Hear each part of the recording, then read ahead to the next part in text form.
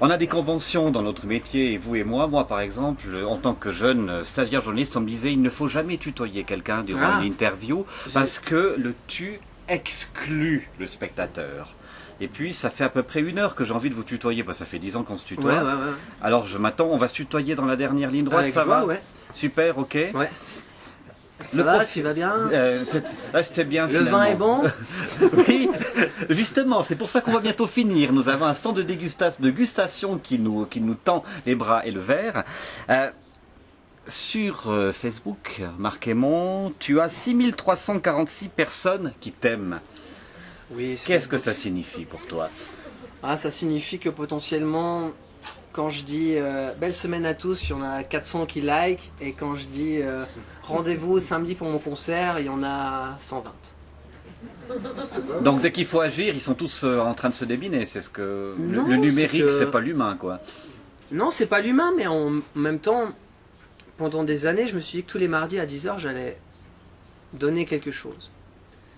Et je pense que ça fait malgré tout son chemin d'essayer chaque mardi de donner quelque chose. Alors, des fois, j'y arrive pas, alors je préfère ne rien mettre plutôt que mettre quelque chose qui ne fonctionnerait pas. D'essayer chaque fois de dire quelque chose et de donner quelque chose, même genre une anecdote, mais pas inventer une anecdote, essayer de la donner, ou essayer de mettre une belle photo, puis de dire voilà, ben vous voyez, là par exemple, on a une tournée qui démarre et on a des dates importantes et c'est ambitieux, et vous vous rendez peut-être pas combien c'est ambitieux et combien c'est peut-être un peu culotté de faire des dates comme ça, comme celle de Beau Sobre et du Crocheton en fait. C'est hyper culotté pour un chanteur suisse. D'ailleurs, quand la directrice d'un de ces 2 théâtres m'a dit mais pourquoi est-ce qu'on prendrait un chanteur suisse, en moyenne il y a entre 75 et 150 personnes qui viennent dans une salle de 850. Et je lui ai dit ben là la différence c'est qu'il y a un club service qui a été d'accord de préacheter 200 billets. Donc ça aide dans les négociations. Non mais ça veut dire que je lui montrais qu'en gros mon but c'est alors d'essayer de faire venir le plus de monde possible, donc de faire aussi quelque part du porte-à-porte, quoi, hein. D'aller voir des clubs services et leur proposer de passer une bonne soirée à un concert d'un chanteur. Mais ça bouffe une énergie considérable, ça. Oui, mais... C'est plus du business que de la création, du coup. Aussi, ouais. Mais donc ça voulait dire... Pourquoi je disais ça? Donc ça veut dire que... Alors est-ce que sur Facebook on arrive à faire passer ce message?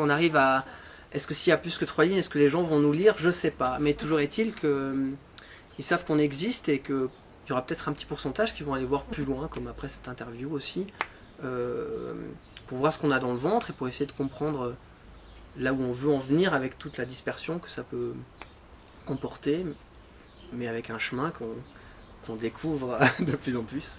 Sur ton site internet, on clique sur biographie, et en fait la biographie s'occupe uniquement du dernier disque, et pas autre chose. C'est volontaire?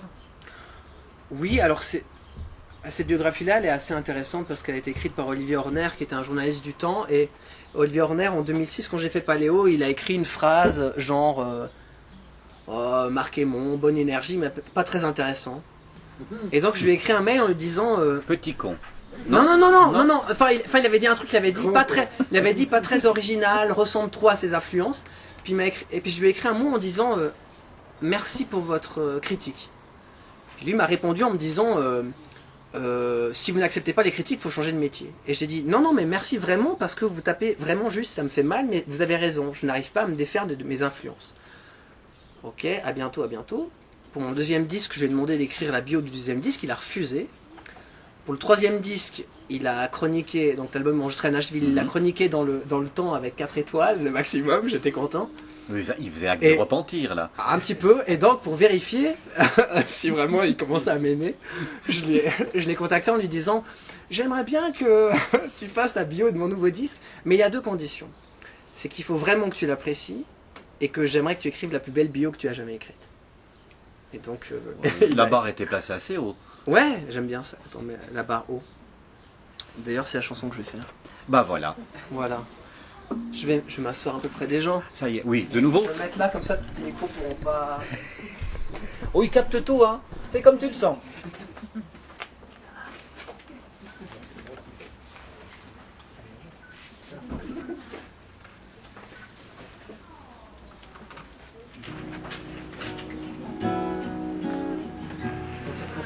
les gens.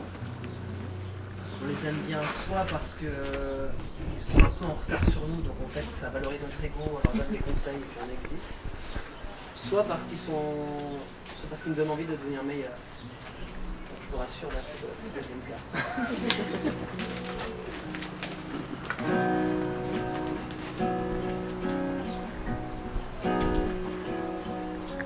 Je vois dans tes yeux qui brillent, il y a tant de désirs, de rêves à accomplir. Tu mets la barre haut, tu mets la barre haut.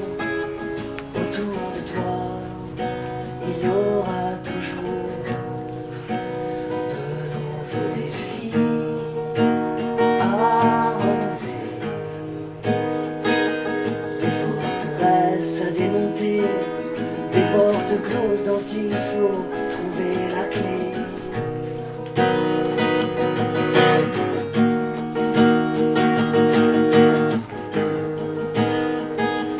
Tu mets la barre haut, tu mets la barre haut, tu mets la barre haut, tu mets la barre haut.